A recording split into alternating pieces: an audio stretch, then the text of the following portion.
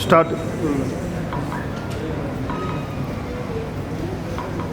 नमस्कार दोस्तों, मैं Rajan Bector, national spokesperson, medical laboratory owners जो लैब्स हमारे मेडिकल लैब टेक्नीशियन इस देश भर में चलाते हैं, उनके जो कॉमन क्वेश्चंस हैं अलाइड हेल्थ प्रोफेशनल काउंसिल को लेकर या क्लिनिकल एस्टेब्लिशमेंट एक्ट को लेकर, कि अगर सरकार के पास जाएं तो कौन सी चीजें हमारे लिए पॉजिटिव हैं, कौन सी चीजें हमारे लिए नेगेटिव हैं, अलाइड हेल्थ काउंसिल को हमने कब तक रोकना है अपनी स्टेट में, कब वो लागू होने जा रही है, और उसमें से कौन सी चीजें हमें दबाव डाल के सेंट्रल गवर्नमेंट से अमेंडमेंट करवानी है।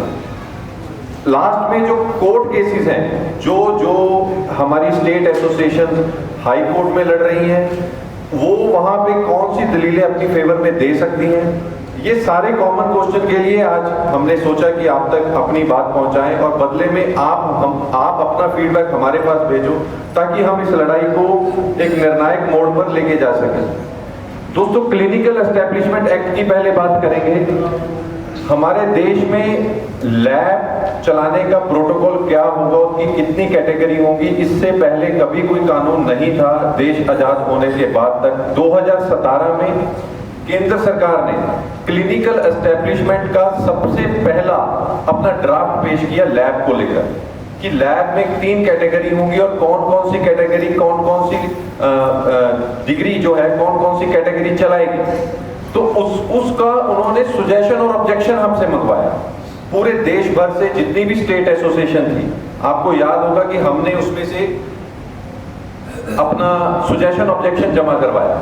हमारी सबसे बड़ी जीत हमें मिली 18 मई 2018 को, जब केंद्र सरकार ने ये एक्सेप्ट किया कि जो हमने ड्राफ्ट दिया था, जनता के और जो स्टेक होल्डर्स हैं, जो इस कानून से जुड़े लोग हैं, उनका इसके विरोध में हमारे पास ऑब्जेक्शंस पहुंची और उन्होंने इसका जो फाइनल रूप लागू किया, उसमें ये लिखा कि बेसिक लैब में जो लैब टेक्नीशियन के अलावा साइनिंग अथॉरिटी होगी, जो एमबीबीएस डॉक्टर किया गया था, उसको डिजायरेबल लिखा। ये कानून लागू हो गया। यहां आपको बात समझने की जरूरत है कि केंद्र सरकार कानूनी रूप में ये मान चुकी है 18 मई 2018 को, कि 2017 को जो हमने एमडी पैथोलॉजी का ड्राफ्ट दिया था या एमबीबीएस विद एक्सपीरियंस का ड्राफ्ट दिया था, वो हमारा उसके खिलाफ जनता और स्टेक होल्डर्स के हमें ऑब्जेक्शन मिले और उन्होंने बेसिक लैब में डिजायरेबल लिखा एमबीबीएस को। अब डिजायरेबल का मीनिंग क्या था कि अगर हो जाए तो अच्छा है, लेकिन नॉट एसेंशियल। लेकिन उन्होंने यहां पर थोड़ी सी छेड़छाड़ की। नॉट रिक्वायर्ड आता है, चाहिए कानून के हिसाब से, अगर हम इंटरनेशनल कानून देखें या कुछ और देखें तो वो नॉट रिक्वायर्ड आना था। उन्होंने डिजायरेबल लिखा या नॉट एसेंशियल लिखा, नॉट एसेंशियल नहीं लिखा, डिजायरेबल लिखा। अब इसके काफी मीटिंग्स हुई सेंटर सरकार में, तो वहां पे क्या पेश किया गया है? सुप्रीम कोर्ट का 2017 का केस पैथोलॉजिस्ट पेश करते थे कि हमारी एमसीए की डेफिनेशन के अकॉर्डिंग सिर्फ हमें ही रिपोर्ट जारी करने का अधिकार होना चाहिए। फिर हम लोगों ने दिल्ली हाई कोर्ट की एक जजमेंट पेश की कि टेक्निकल एनालिसिस रिपोर्ट अधिकार हमें है इशू करने का। अब टेक्निकल एनालिसिस रिपोर्ट को यहां समझने की आज जरूरत है। एक ईसीजी टेक्नीशियन जब ईसीजी निकाल के देता है तो डॉक्टर की जरूरत इसलिए पड़ती है क्योंकि उस ईसीजी रिपोर्ट को देख के वो अपनी इंटरप्रिटेशन देता है। एक रेडियोग्राफर जब एक्सरे फिल्म निकाल के देता है तो रेडियोग्राफर की जरूरत इसलिए पड़ती है क्योंकि वो रेडियो एक्सरे फिल्म को देखकर अपनी रिपोर्ट बदल सकती है। टेक्नीशियन रिपोर्ट नहीं दे सकता। लेकिन लैब टेक्नीशियन का मामला जो है वो डिफरेंट है। अगर एक लैब टेक्नीशियन ने ब्लड शुगर 80 दे दी तो कोई उसको 81 नहीं कर सकता, कोई उसको 71 नहीं कर सकता, 79 नहीं कर सकता। तो इसलिए वहां पर ये तय हुआ दिल्ली हाई कोर्ट में कि जब ये रिपोर्ट बदली ही नहीं जा सकती, टेक्नीशियन ने जो रिपोर्ट दे दी अपना स्टैंडर्ड लगा के, अपना कंट्रोल लगा के, कि अगर ये रिपोर्ट बदली ही नहीं जा सकती तो फिर इंटरप्रिटेशन करवानी क्यों है? तो उन्होंने कहा कि टेक्निकल एनालिसिस रिपोर्ट जो है वहां पर साइनिंग अथॉरिटी अलग से डॉक्टर रखने की जरूरत नहीं है। तो वो कोर्ट हमारे फेवर में गया। सुप्रीम कोर्ट ने क्या कहा कि मेडिसिन की डेफिनेशन है वो एमबीबीएस के हक में है कि मेडिसिन की सबसे छोटी डिग्री एमबीबीएस है और पैथोलॉजी जो है वो मेडिसिन की सब ब्रांच है। तो दोनों ने अपनी कोर्ट की डेफिनेशन पेश की और 2018 की मीटिंग के पहले हमने ऑब्जेक्शन भेजी, हमारी ऑब्जेक्शन सबसे ज्यादा थी, तो सरकार ने वो कर दिया डिजायरेबल। लेकिन उसके बाद जो कॉर्पोरेट की लॉबी थी या जो पैथोलॉजिस्ट की लॉबी थी, उन्होंने उनको फिर से गुमराह किया और सरकार ने बिना किसी स्टेक होल्डर्स की मीटिंग के, जिसमें हम लोगों को शामिल नहीं किया गया, उसको बिल्कुल गलत ढंग से और गैर कानूनी ढंग से आप उसको चैलेंज कर सकते हो इवन कोर्ट में, या अपने जो लीडर साहिबान हैं आपकी स्टेट में, आपकी स्टेट की सरकारें हैं, उनको ये बता सकते हो कि फिर 2020 में बिना सुजेशन ऑब्जेक्शन लिए वो अमेंडमेंट कर दिया गया और अमेंडमेंट में वही चीज लिखी कि इसमें साइनिंग अथॉरिटी रखी जाएगी बेसिक लैब में, जहां पे टेक्निकल एनालिसिस रिपोर्ट दी जाती है। तो ये तो क्लिनिकल एस्टेब्लिशमेंट एक्ट है कि 2018 को वहां पे डिजायरेबल लिखा गया, लेकिन सरकार ने उसको जानबूझ के डिफेंड नहीं किया।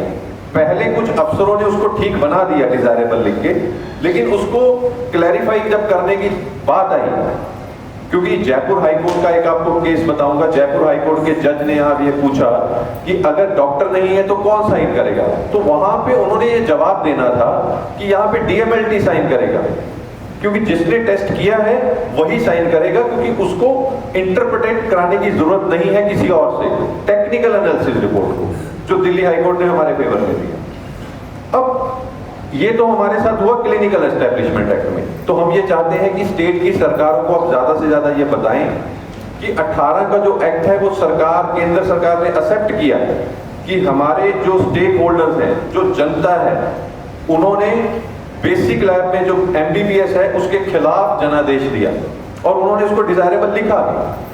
ये हमारे पास सबसे बड़ा प्रूफ है, इसको हमें यूटिलाइज करना है। एटलीस्ट जो जो स्टेट, नागपुर में है, दिल्ली में एक और है, एक चेन्नई में केस चल रहा है, तो वहां पे वो आप इसको इस्तेमाल कीजिए। सेकेंड मुद्दा है अलाइड हेल्थ काउंसिल का, allied and health care council का। अब उसमें सरकार को हमारी डेफिनेशन देनी थी। अलाइड हेल्थ काउंसिल का वैसे ये है कि उसके दो काम हैं, एक हमारी डेफिनेशन देनी है, दूसरी हमारी डिग्री को रजिस्टर करना है। हमें मुद्दा है अपनी डेफिनेशन।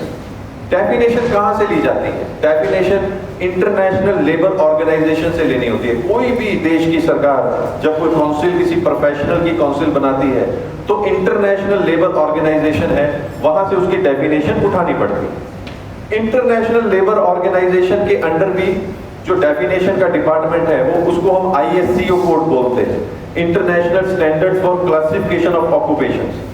हमारा उसमें कोड 3212 है, ISCO कोड 3212। अब AHP काउंसिल में जो हमारी डेफिनेशन लिखी गई, पहले तो अलाइड हेल्थ प्रोफेशनल की डेफिनेशन, उसमें उन्होंने एसोसिएट कॉमा टेक्नीशियन, एसोसिएट कौन होता है? जो लैब असिस्टेंट है, लैब असिस्टेंट और लैब टेक्नीशियन को एक ही प्लेटफॉर्म पे रखा, जो बिल्कुल गलत है। एक एक्सपीरियंस बेस पे लेबोरेटरी असिस्टेंट काम कर रहा है और एक प्रॉपर डिग्री लेके लैब टेक्नीशियन बना है, आप उसको सेम कैसे रख सकते हो? तो ये उन्होंने जानबूझ के पहली गलती की, जबकि ILO ISCO में ऐसी कोई डेफिनेशन है नहीं। जब इसको फर्दर बाद में इलेबोरेट किया गया, फिजियोथेरेपिस्ट की अलग लिखी गई, मेडिकल लाइफ साइंसेज की अलग लिखी गई, तो आप उसमें देखोगे कि हमारी डेफिनेशन में कहीं पे भी इंडिपेंडेंट प्रैक्टिस का शब्द नहीं आया और फिजियोथेरेपिस्ट में ये लिखा गया। सेकेंड, उसमें ये दिक्कत थी कि जो हमारी 3212 डेफिनेशन है वो उसमें से इनकम्प्लीट दी गई, यानी जो AHP काउंसिल की अगर आप डेफिनेशन, हमारे जो केंद्र सरकार ने कानून पास किया है, उसमें अगर आप जो डेफिनेशन देखोगे और जो इंटरनेशनल लेबर ऑर्गेनाइजेशन की ISCO 3212 कोड है वो डेफिनेशन देखोगे, तो वो अलग अलग है। वहां पे कुछ और दी हुई है, यहाँ पे कुछ और दी हुई है। और मेन मुद्दा ये है कि ऐसा नहीं है कि सरकार ने ये माना नहीं है कि हमने ये डेफिनेशन कहीं और से ली है। उस बिल में ये मेंशन किया गया है कि ये डेफिनेशन ISCO 3212 से ही ली गई। तो सरकार ने ये लिखा भी है उस बिल में, AHP काउंसिल के बिल में, कि ये डेफिनेशन जो है हमने ISCO 3212 से ली है, लेकिन जब आप दोनों को मिलाओगे तो आपको पता चल जाएगा कि वो अधूरी। ISCO 13212 भी कहीं ये नहीं कहती कि हमें अपने की ये काम को, जो टेक्निकल एनालिसिस रिपोर्ट है जहां पे कुछ एडिशन नहीं होना इंटरप्रिटेशन में, उसे किसी और से वेरीफाई या ऑथेंटिकेट कराने की जरूरत है। तो ये उन स्टेट्स के लिए है जो ऑलरेडी कोर्ट में लड़ाई लड़ रही है। जो कोर्ट में नहीं लड़ाई लड़ रही, उन तक हम ये एक अपनी विनती पहुंचाना चाहते हैं कि वो अपनी राज्य सरकार या सेंटर सरकार तक अपनी ये बात को पहुंचाएं कि ये हमारे साथ जो बड़े बड़े निर्माण भवन में, जो हेल्थ मिनिस्ट्री में जो ऑफिसर्स हैं, उन्होंने ये गलत किया है। अब अनजाने में किया है, जानबूझ के किया है, हम नहीं उस पर कमेंट करते।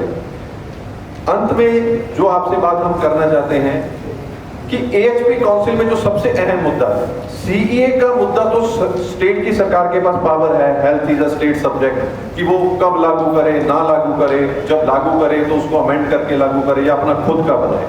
लेकिन AHP काउंसिल एक बार सेंटर ने बना दी तो वो स्टेट को एज इट इज फॉलो करनी पड़ेगी। और उसकी जो डेट है वो हमारे नजदीक आ रही है, वो नवंबर 22 की एक्सपेक्टेशन है कि तब तक केंद्र सरकार ने एक टारगेट रखा है कि इसको सभी स्टेट में लागू करवाना है।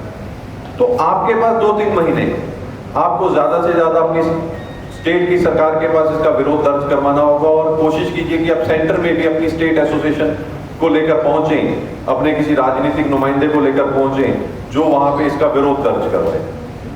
अंत में जो मुद्दा है कि AHP काउंसिल का हमारी साइनिंग अथॉरिटी से क्या लेना। मान लीजिए कोई स्टेट ऐसी है जहां पे क्लिनिकल एस्टेब्लिशमेंट एक्ट नहीं लागू हुआ, वहां पे AHP काउंसिल आ गई, तो हमें क्या नुकसान है।